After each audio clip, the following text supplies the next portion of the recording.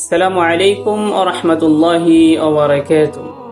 রাসূল সাল্লাল্লাহু আলাইহি ওয়াসাল্লাম বলেন, মান তাশাব্বাহা বিকওমিন ফাহুয়া মিনহুম।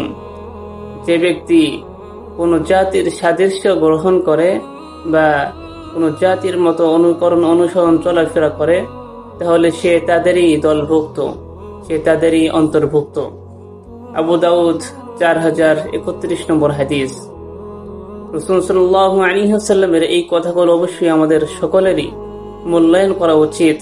আমরা কাদেরকে অনুসরণ করছি, কোন জাতির অনুসরণ করছি। একজন মুসলিম হিসাবে রাসূল সাল্লাল্লাহু আলাইহি ওয়াসাল্লাম এখানে বোঝাতে চেয়েছেন যে যারা মুসলিম তারা যদি অন্য জাতির অনুকরণ করে, তাহলে সে ইসলামের কোনো দলভুক্ত নয়, সে তাদেরই দলভুক্ত হয়ে যাবে। আল্লাহ তাআলা আমাদের সবাইকেই সঠিকটা বোঝার তৌফিক দান করুক। আসসালামু আলাইকুম ওয়া রাহমাতুল্লাহ।